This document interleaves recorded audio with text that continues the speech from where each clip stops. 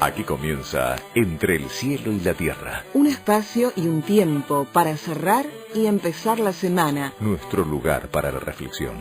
Entre el cielo y la tierra. Con la conducción del padre Guillermo Marcó y Max Gulmanelli. Hola, buenas noches. Qué gusto volver a encontrarnos como hacemos todos los domingos acá Entre el cielo y la tierra. Padre Guillermo Marcó, buenas noches. Buenas noches, ¿cómo estás, Max? Muy bien, con muchas ganas de hacer el programa, así que si te parece rápidamente presentamos a nuestros auspiciantes. ¿Cómo no? Acompañan Entre el cielo y la tierra. La Fundación Fragua. Medicus, la más alta calidad médica al servicio de nuestros asociados. Medicus es dar protección.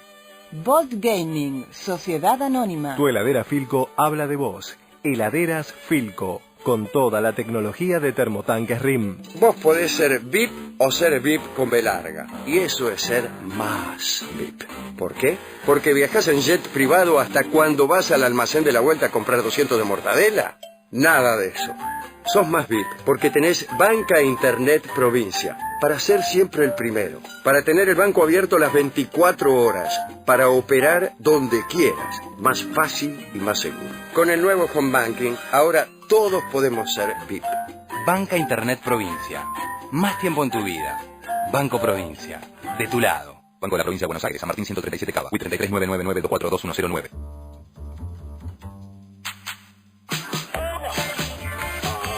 Nuevo Fiat Uno.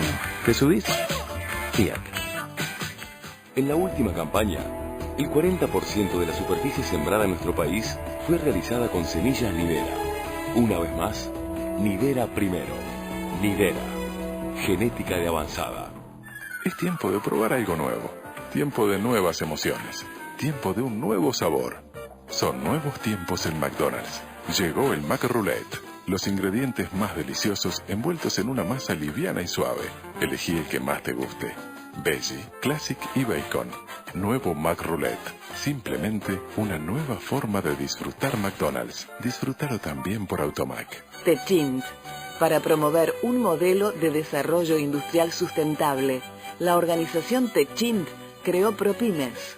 ProPymes es el programa de apoyo a la competitividad de las pymes clientes y proveedoras de Techint. ProPymes, el compromiso de Techint con su cadena de valor. Y Praga Comunicaciones.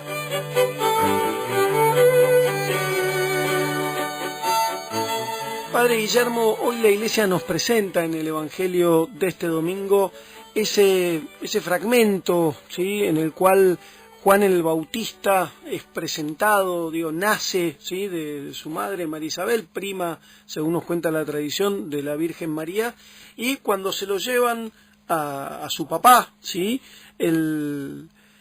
aparece un episodio que, por lo menos a quienes no hemos estudiado demasiado el tema, daría la impresión de estar ante algo muy muy fuerte, que es el nombre, ¿sí? Pareciera que el nombre está como marcando cierta vocación de este nene, de este niño que acaba de nacer, y su padre dice, bueno, su nombre es Juan, y llama la atención a los que estaban allí presentes, porque nada tenía que ver en la tradición familiar un nombre de estas características.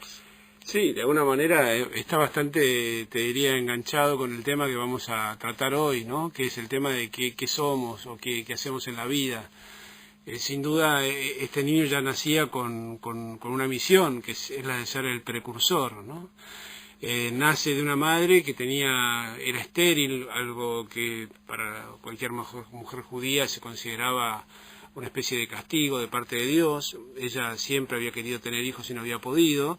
Y por eso, cuando sus vecinos y parientes, dice el Evangelio, se enteraron de que Isabel estaba embarazada, se alegraron de la gran misericordia con que Dios la había tratado, ¿no?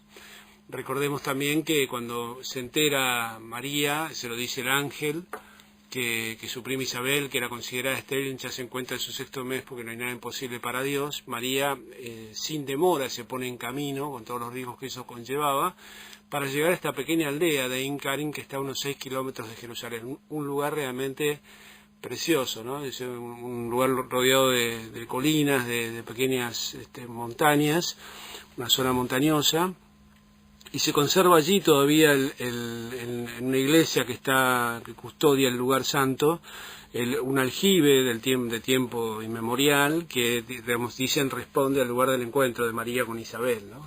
Aquella casa.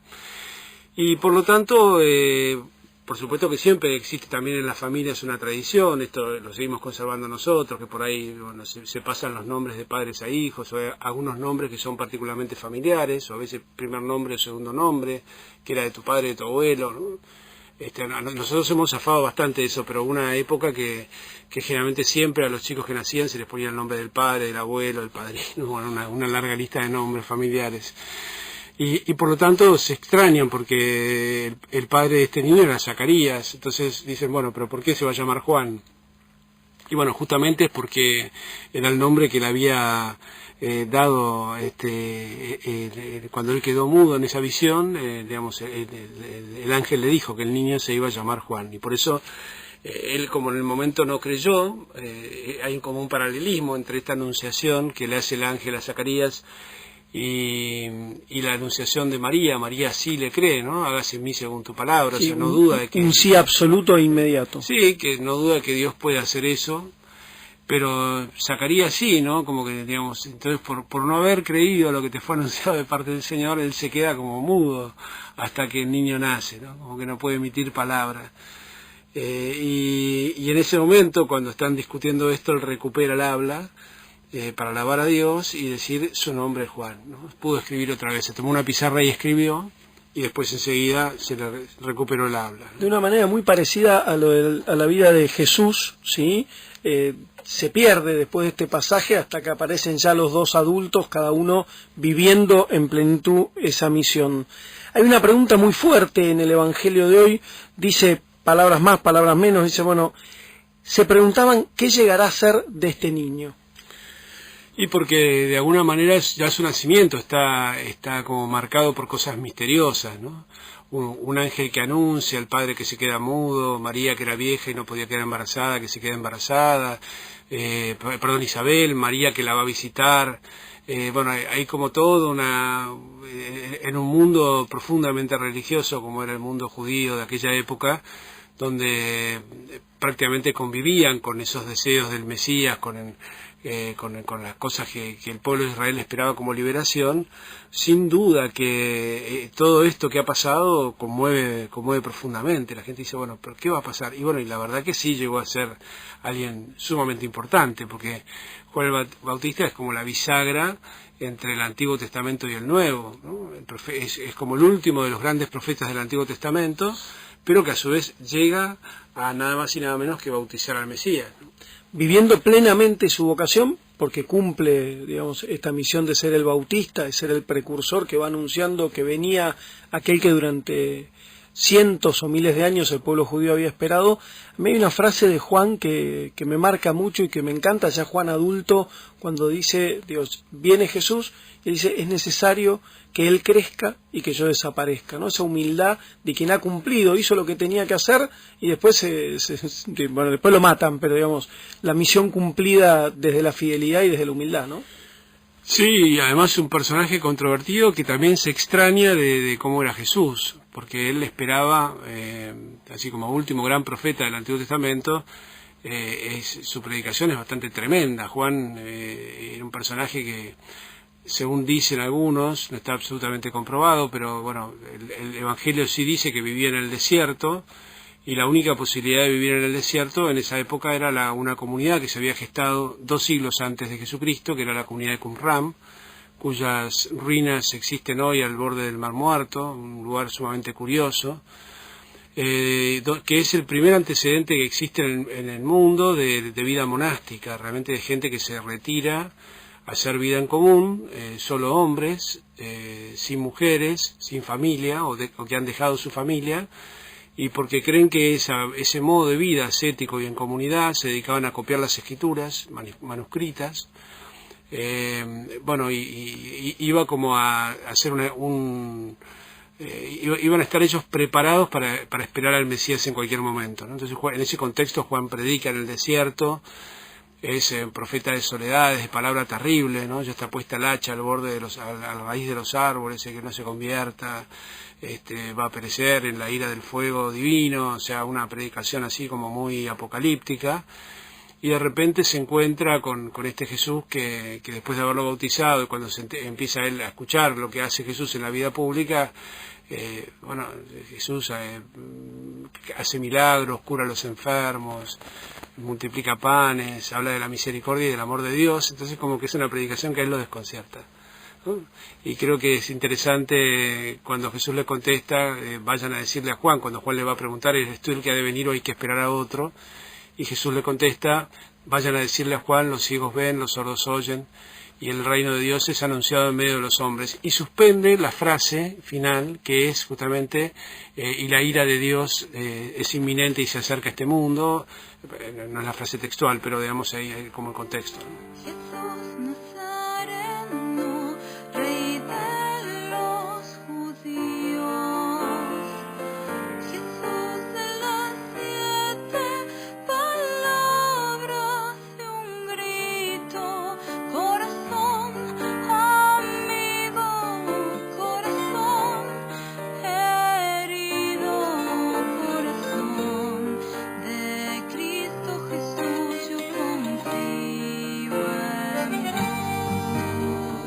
Entre el cielo y la tierra, un espacio y un tiempo para abrir y cerrar la semana. Seguimos entre el cielo y la tierra, estamos en comunicación telefónica con María Inés García Ripa. María Inés es coordinadora general de tutoría y de servicio de orientación de la Universidad Católica Argentina. María Inés, gracias por acompañarnos. Max Gulmanelli y el padre Guillermo Marcó te saludan. ¿Qué tal? Buenas noches, encantada. María Inés, estamos conversando un poquito sobre la vocación, si existe la vocación, si hay algún llamado en el hombre que hace que unos estén convocados a ser médicos, otros sacerdotes, en el caso del padre Guillermo, otros ingenieros y otros comerciantes, o ¿qué es la vocación? Bueno, yo creo que ahí en la pregunta que vos hacés creo que se muestran como distintos niveles propios de lo que es el llamado vocacional. Yo en realidad, digamos, generalmente cuando utilizo el concepto de la vocación, lo pienso de manera más amplia respecto del llamado que cada uno de nosotros tenemos como personas para ser plenamente nosotros mismos. Es decir, si existe un llamado, ese llamado tiene que ver con nuestro ser como persona. La idea es que aquellas decisiones que nosotros vayamos tomando a lo largo de la vida, en los distintos niveles y estados posibles, digamos, de decisión, de alguna manera traten de complementar o de sumar, de enriquecer aquello que tiene que ver con la posibilidad de ser uno plenamente persona y poder tener un paso por esta vida con un sentido. Por eso cuando uno habla de la vocación de ser médico, en realidad la vocación no pasa por ser específicamente médico, sino que en realidad el ser médico, como el ser cualquier otra profesión, tiene un sentido vocacional en la medida en que se integra o suma o ayuda a que la persona sea plenamente ella misma, que en su tarea, ¿no? Pueda ser plenamente ella misma. No habría cierto determinismo, no es que si yo estaba llamado a ser médico y no estudié medicina y no me recibí voy a ser infeliz, sino que en el fondo la convocatoria es a ser plenamente uno mismo. Exacto, no, el determinismo al contrario, en realidad uno tiene que hacer todo un proceso de búsqueda y de autoconocimiento respecto de aquellas cosas que a uno más lo motivan y más lo interesan, porque en el fondo, digamos, eso responde a lo que uno es, a su ser persona, y busca, digamos, aquello que podría ser médico, como podría ser asistente social, como podría ser economista, o sea, cada uno encontrará en su hacer, en esa tarea, digamos, ocupacional, el poder lograr ser persona, digamos, ¿no? Ese sería como el fin último. Y además se me ocurre que tampoco agota a la persona, en esta distinción que haces también, digamos, lo que uno hace, porque a veces se confunde mucho esto del hacer con el ser. Exacto. Yo incluso siendo cura, tengo vocación a la vida cristiana, digamos, a hacer como lo que me regaló Dios, a desarrollar mis talentos, y mis talentos pueden tener también otras vertientes que no necesariamente se agotan en la vida sacerdotal. O sea, a mí me gusta mucho el arte, me gusta la música, me gusta la arquitectura, o sea, hay un montón de otras cosas que uno va desarrollando, o el periodismo, no sé, que son como uno va descubriendo que puede desarrollar ese ser que tiene en esas diferentes vertientes. Creo que por ahí te interpreto, ¿no? Exactamente, porque, digamos, yo doy el ejemplo del hacer ocupacional o de la decisión más que nada profesional. Es una de las tantas decisiones o de los tantos itinerarios que uno va recorriendo en la vida que van de alguna manera respondiendo a esta vocación primera, pero no es la única, ni tampoco tiene que ser vivenciada como la única. Y no pasará muchas veces que la gente a veces no termina de ser plena en lo que hace, porque quizás descuida otras aristas de su ser persona y está demasiado abocado al hacer que tiene que ver con lo laboral, ¿no? Y le exige al hacer, digamos, ese lugar de éxito y de felicidad que pasa por otro lado y que uno está pretendiendo que a través de lo que haga o a través del lugar ocupacional que tenga voy a lograr una satisfacción que en el fondo tiene que ver con una búsqueda de satisfacción personal, que no pasa solamente por lo laboral. Sí, y además esto es un proceso que lleva su tiempo, o sea, esto tampoco se termina de definir en el momento en el cual el joven está eligiendo una carrera profesional para estudiar. En realidad esto tiene que ver con todo un proyecto de vida que se va construyendo a lo largo de todo el transcurso, digamos, de la vida. No se define en esta instancia. Digamos, esta instancia podría ser un paso o un aspecto que suma a un itinerario mucho más largo y mucho más profundo en la vida, ¿no? María Inés, entendiendo la vocación como vos lo planteás, este llamado a ser nosotros mismos, eso implica un conocerse, un camino hacia adentro, en una sociedad tan agitada, tan ruidosa. ¿Cómo hacemos o cómo hacen quienes están en una etapa de discernimiento vocacional para poder hacer este camino de introspección? Bueno, nosotros lo que proponemos, un poco el trabajo que hacemos acá desde la UCA, hablamos, digamos, nosotros denominamos la tarea de orientación vocacional como proceso vocacional activo, porque justamente apuntamos a un trabajo de búsqueda y de reflexión personal, donde la persona, por eso se llama activo, la persona es quien debe de alguna manera realizar este proceso y tomar una decisión, para la cual nosotros lo que hacemos es justamente brindar un espacio donde pueda conocerse a sí mismo, es decir, conocer sus intereses, conocer sus aptitudes, conocer sus proyectos, sus expectativas, sus temores, es decir, todo lo que hace el conocimiento personal y al mayor reconocimiento de aspectos que uno tiene posibles de enriquecer o potencialidades que uno tiene como para desarrollar, pero que al mismo tiempo requiere, además de ese conocimiento personal, requiere de un conocimiento de la realidad, un conocimiento de lo que es el ámbito ocupacional, de la realidad propia y posible de inserción laboral. Digo esto porque muchas veces las elecciones vocacionales se limitan solamente a una serie de test o de cuestionarios que apuntan a este conocimiento personal, pero descuidan el conocimiento del contexto, de la realidad en la cual yo tengo que elegir algo concreto y en lo cual yo después me voy a dedicar.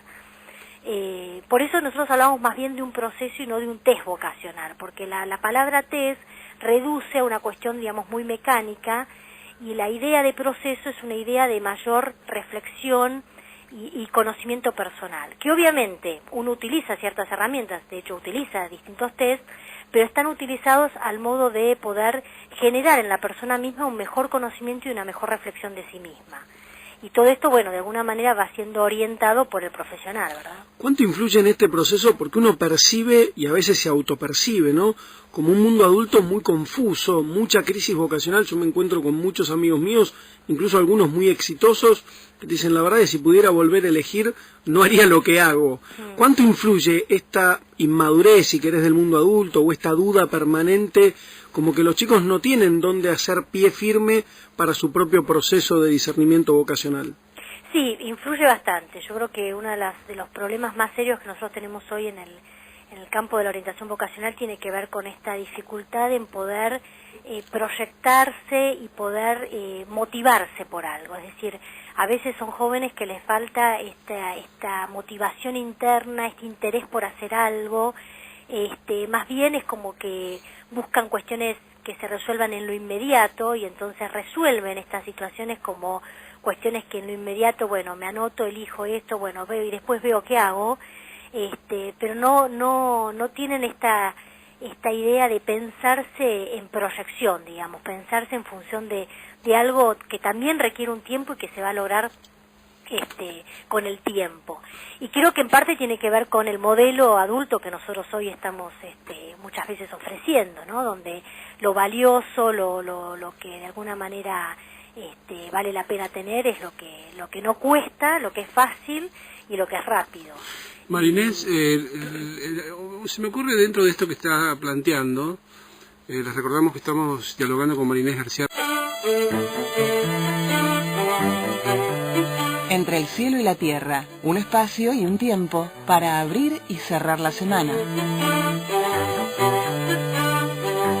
Seguimos entre el cielo y la tierra, estamos conversando sobre la vocación, ni más ni menos, con María Inés García Ripa. María Inés es psicopedagoga y es coordinadora general de tutoría y de servicio de orientación de la Universidad Católica Argentina.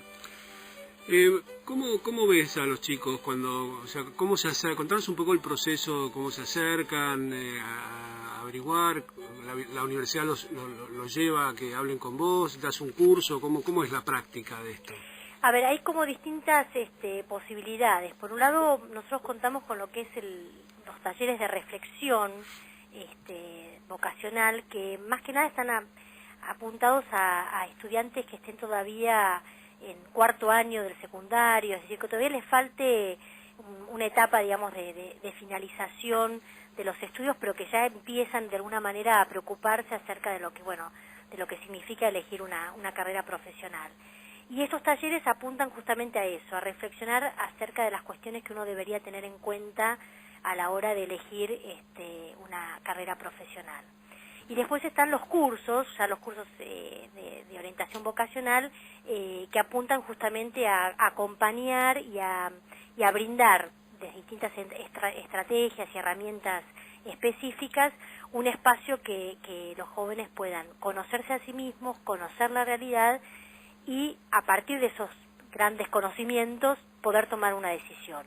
La idea es acompañarlos en la toma de decisiones y que esto, pueda acercarlos lo más eficientemente posible a una definición a nivel de la decisión que quieren tomar. María Inés, perdón, vos nos planteabas al inicio la vocación como llamado a ser nosotros mismos. Sí. Hablábamos antes de la importancia de conocerse.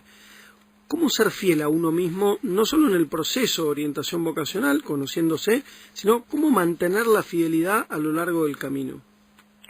Y yo creo que, digamos, a lo largo del camino se van a presentar un montón de obstáculos y de inconvenientes y de aspectos que de alguna manera uno va a tener que ir eligiendo y priorizando. A veces los jóvenes de hoy, por este facilismo o esta posibilidad, digamos, de costarles enfrentar las situaciones que requieren cierto esfuerzo y cierta responsabilidad, se dejan llevar un poco por lo que va surgiendo y muchas veces esta necesidad de poder ser leal a aquello que uno ha elegido se juega en las decisiones puntuales que tienen que ver con, por ejemplo, la trayectoria profesional. Cómo elijo estar en mis clases y en la manera en cómo voy a aprender los distintos contenidos, cómo elijo posicionarme dentro de un grupo de estudiantes, cómo elijo de alguna manera priorizar el estudio respecto de otras actividades o situaciones que se me pueden presentar y que tal vez momentáneamente tengo que suspender. Yo muchas veces les digo a los jóvenes cuando ingresan, que cuando ellos egresen, todos van a tener el mismo título, con el mismo tipo de letra, con el mismo color, con la misma, digamos, el título es el mismo. El que marca la diferencia y el que va a poder posicionarse de manera distinta es uno en función de la actitud que uno fue tomando de manera profesional en el transcurso de su carrera. Y esto es algo que uno tiene que poder aprender justamente para poder ser leal a aquello que uno quiere ser. Bueno, si yo quiero el día de mañana ser un profesional, requiere de parte mía ciertas actitudes y cierta predisposición para poder actuar como un profesional. Y esto se hace ya desde la etapa del estudio, de la formación, no cuando yo ya tengo el título. María Inés, muchísimas gracias por acompañarnos. Bueno, muchísimas gracias a ustedes. Pero yo como mensaje final me gustaría decirles a todos los jóvenes que realmente este tiempo de decisión y de elección se tomen el tiempo necesario y lo puedan hacer en serio, porque me parece que es una etapa muy importante en la vida y que requiere de parte de ellos un compromiso. Gracias por acompañarnos. Gracias. Era María Inés García Ripa, coordinadora general de tutoría y de servicio de orientación de la Universidad Católica Argentina.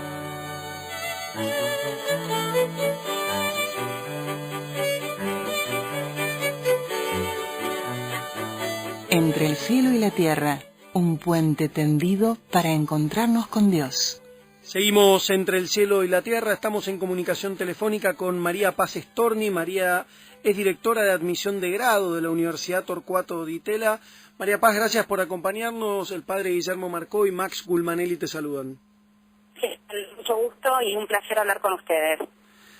Gracias. Estamos conversando de la vocación, recién hablábamos con la coordinadora de tutoría y de servicio de orientación de la UCA, en general sobre esto de la vocación, y queríamos que nos contaras un poquitito cómo llega hoy un chico a la vida universitaria, 18, 19, 20 años, ¿cómo aterrizan en la universidad?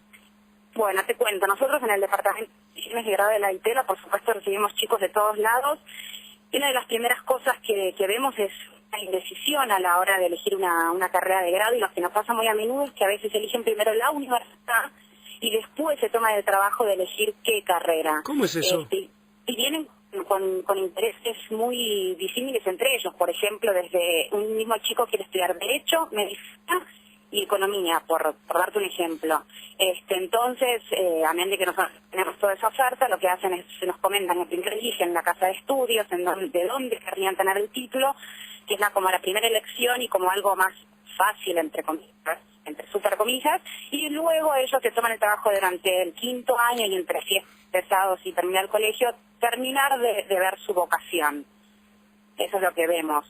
Ahora, elige un chico, primero quiero estudiar en tal lado y recién después que quiero estudiar, y le puede pasar, como bien decías vos, que aquello que quiere estudiar, esa universidad que eligió no tiene la oferta académica. Por supuesto, eso le puede pasar y ahí va a tener que volver a elegir el lugar que concuerde con la carrera que terminó eligiendo. Y esto te lo cuento igual, es lo que nos pasa a nosotros en la Torcuato Di Tella, ¿no? Por las dudas quiero aclarar que esto es lo que nosotros vemos en el departamento de admisión, muy por ahí, que les cuesta mucho elegir en el último año, mucha presión a la hora de las decisiones, como la decisión de su vida, y es verdad que es la primera, la más difícil de su vida, de su nueva vida de jóvenes adultos. Entonces vienen con muchos temores, presiones propias del colegio de padres, así que es un momento fuerte para ellos y tratamos de acompañarlos. ¿Y en general les va bien en esta primera elección o tienen mucha deserción, fracaso en primer año y después vuelven a intentar en la misma o en otra carrera? Mira, nosotros vemos que hay mucho cambio vocacional, ¿no? O sea, que chicos que se mueven entre nosotros tenemos y que se van en general sucede entre el primer semestre y primer año completo de la universidad, que se terminan de dar cuenta si les gusta o no la carrera y si les gusta el lugar que eligieron para estudiarla. Pero sí hay un movimiento bastante grande. No tengo números estadísticos cuando estoy específicamente en esto, pero sí notamos que en el primer año es cuando se termina de consolidar, digamos, la decisión, y bueno, en algunos casos siguen, pero en muchos deciden cambiar de carrera y por supuesto de universidad si no la tuvieran en donde están. ¿Y qué recibe de parte de los profesores? Que se me ocurre que debe ser difícil. Yo al menos el corto trecho que fui profesor... Perdón, lo último no te escuché.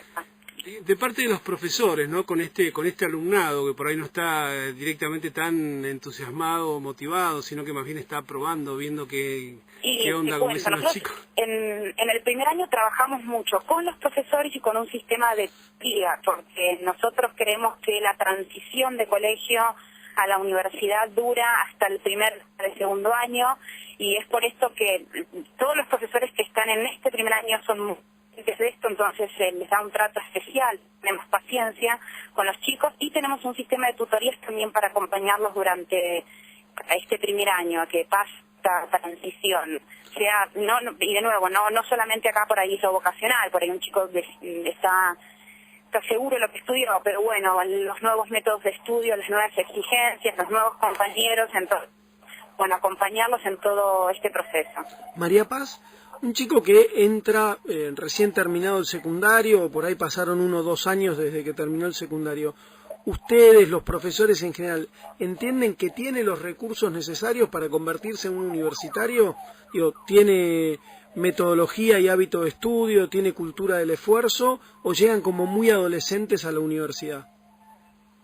Y mira, lo que vos decís, lo último que llaman muy adolescentes, sí, podríamos ponerlo ahí. Cada vez notamos que el desfasaje que hay entre cómo termina el colegio secundario y cuando arrancan la universidad cada vez es más grande ese bache. Por eso siempre recomendamos que cada universidad tiene ingreso, amén de que hay universidades que tienen ingreso directo y demás. Es importante que el chico haga este proceso, el autoproceso de transición, de nuevo, porque tal cual el hábito de estudio no está muy arraigado, el salto del colegio a la universidad es en general, entonces esto tienen que trabajar mucho ellos. Y por ahí una herramienta que da la universidad es los cursos de ingreso, amén de que pueden ser eliminatorios, nivelatorios, lo que fuere, a ellos les sirve para hacer este trabajo de transición y poder acomodarse a las nuevas exigencias. Así notamos que cada año la brecha es más grande. Sí. María Paz, muchísimas gracias por acompañarnos. Por favor, un placer estar con ustedes y aprovecho para saludarlos. Muchas gracias. Adiós. Era María Paz Storni, directora de admisión de grado de la Universidad Torcuato Di Tella. Entre el cielo y la tierra, con la conducción del padre Guillermo Marcó y Max Bulmanelli.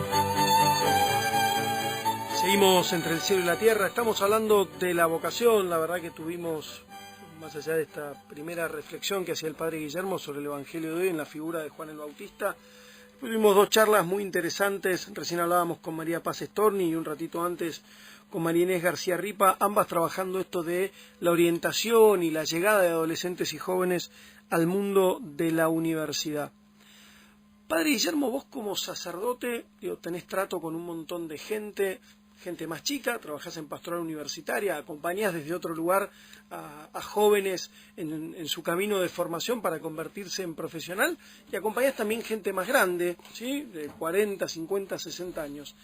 Me gustaría como parar un poquitito desde tu mirada pastoral estas 2 etapas, ¿no? ¿Cómo ves a los chicos transitando la búsqueda de su vocación y la formación universitaria acompañando eso?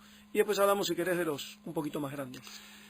A ver, en ese proceso me parece que lo que uno trata es de acompañar su decisión, la decisión, porque los chicos ya llegan con una carrera elegida, muchos son del interior, pero sobre todo trabajar en esto que me gustó tanto, este concepto que María Inés García Ripa nos comentaba, que la vocación es mucho más que simplemente la elección de una carrera. La carrera es una parte que va a tener que ver mucho con el hacer, con lo que te vas a ganar la vida, pero bueno, nosotros trabajamos otros costados de la vocación, sobre todo que tiene que ver con la vocación cristiana. Puede ser desde la vocación a la vida religiosa, digamos la más profunda, que es la vocación a la búsqueda de Dios, a la búsqueda del misterio, ¿no?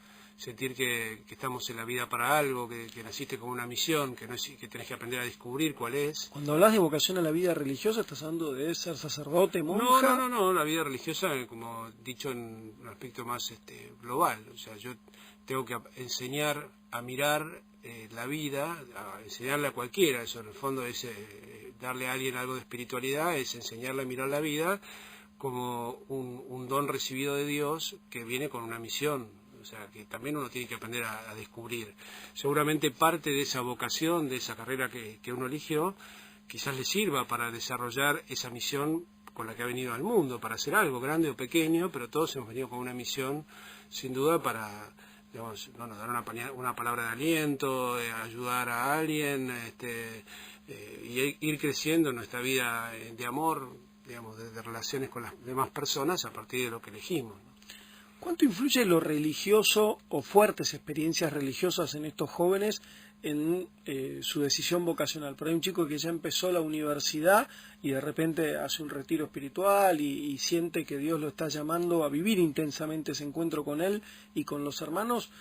Te lo pongo en otro ejemplo. El otro día hablábamos con José María del Corral en esto de la Escuela de Vecinos y él nos compartía que muchos chicos, a raíz de la experiencia de participar en la Escuela de Vecinos, cambian la carrera y eligen estudiar ciencias políticas o relaciones internacionales.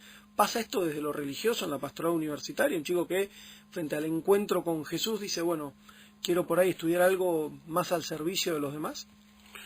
Y yo creo que sí, muchas veces también en la vida del servicio cuestiona.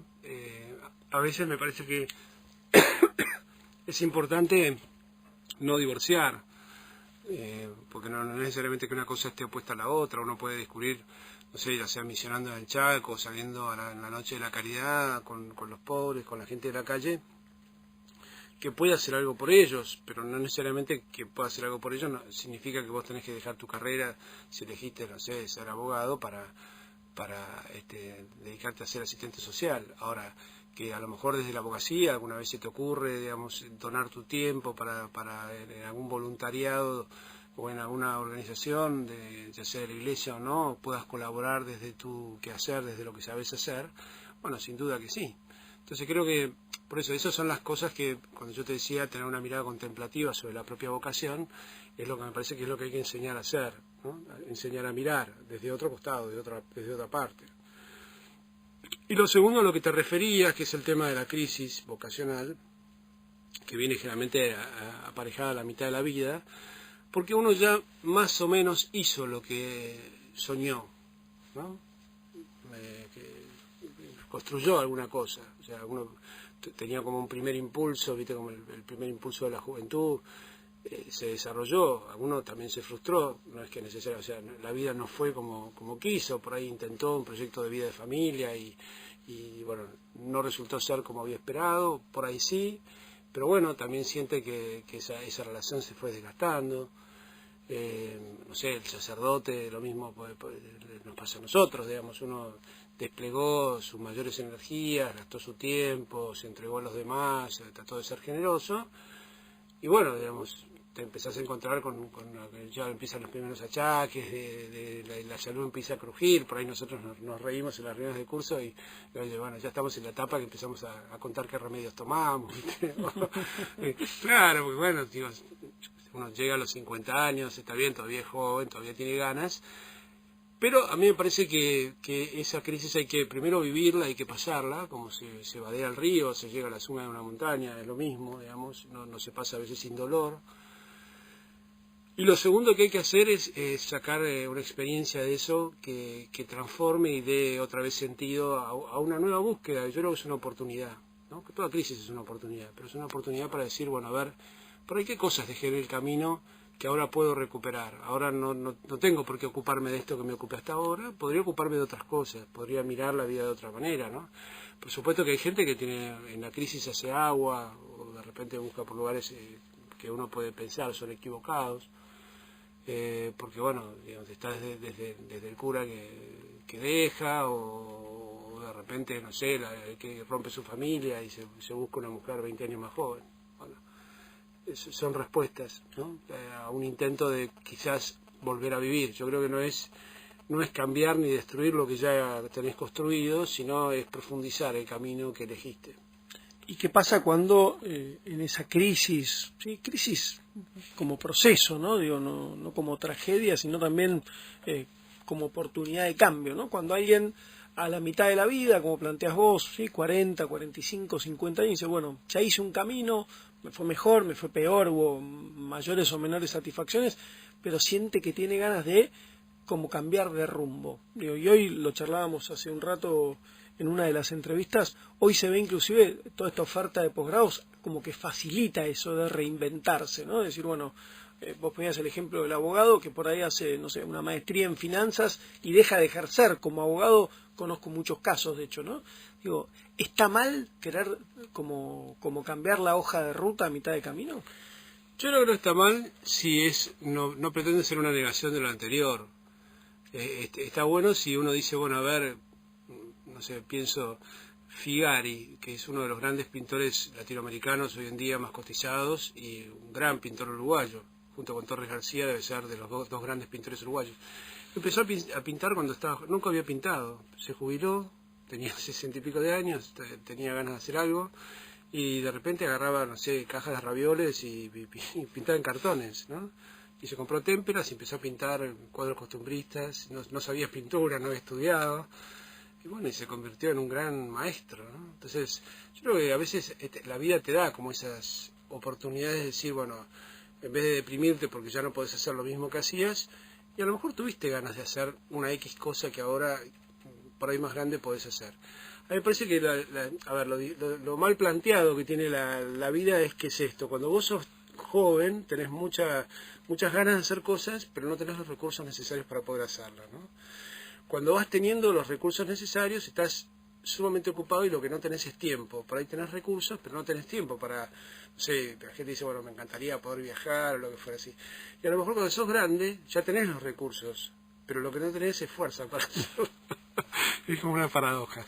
Eso siempre, digo, medio en chiste, pero digo, uno debería jubilarse a los 40 años, ¿no? Entonces de los 40 a los 60 hacer todo lo que tiene ganas de hacer, que tiene la energía y la sabiduría necesaria para hacerlo, y a los 60 debería empezar a trabajar otra vez, porque en realidad ya estás con menos fuerza, estás más para estar sentado y estás más como que al revés, tener un trabajo te entretiene, digamos, ¿sí? De los 40 a los 60 tener un trabajo te agota. Esta noche surge una propuesta de reforma previsional del padre Guillermo Marcó. Todos los líos que hay en el país no vamos a proponer esto porque va a ser para sumar para el lío, ¿no? Quisiera decir una palabrita también sobre lo de Monseñor Bargalló. No voy a abundar sobre lo que ya todo el mundo conoce, porque todo el mundo ha visto lo de las fotos y lo demás, ¿no? Pero quisiera abundar sobre digamos, reflexionar desde otro lugar. Pensaba esto, ¿no? ¿Qué difusión tiene el mal? Eso me pensaba, ¿no? Porque realmente, o sea, él ha sido toda la vida un buen cura, ha hecho muchísimas cosas desde Cáritas por los pobres, muchísimo en su diócesis. Sin embargo, nada de todo esto tuvo la difusión, digamos, y el comentario de la gente, más que una foto en una playa con una mujer. Entonces, es como que es para reflexionar, ¿no? O sea, lo segundo que me parece es, bueno, qué hipócrita o qué, digamos, más allá de los errores personales que toda persona puede tener, pero qué hipócrita la sociedad se rasga las vestiduras, ¿no? Por un lado dice, bueno, que se acabe el celibato, pero si un sacerdote se lo encuentra con una mujer, también se rasga las vestiduras y les parece escandaloso, ¿no? En todo caso, todos aquellos que no están a favor del celibato deberían estar contentos, porque digo, sería como la lógica, pero también se escandalizan. Entonces, a mí se me ocurre que hay, más allá de que, bueno, evidentemente podrán no ser un buen ejemplo, bueno, a lo mejor está en una crisis o digamos, pasa por una crisis, por una confusión, no sé. Me parece que siempre, desde el punto de vista cristiano, uno lo que tiene que hacer frente a estas situaciones es, bueno, preguntarme, digamos, qué le habrá pasado, digamos, tratar de rezar por él. Bueno, me parece que no es, por lo menos el lugar de los católicos, no debería ser el lugar de la Inquisición y del escándalo. De lo que, digamos, a ver, es algo que tiene que ver con su vida privada, que tiene, digamos, que sin duda cobra esta dimensión escandalosa porque, digamos, aparecieron 850 fotos que alguien fue a tomar a propósito.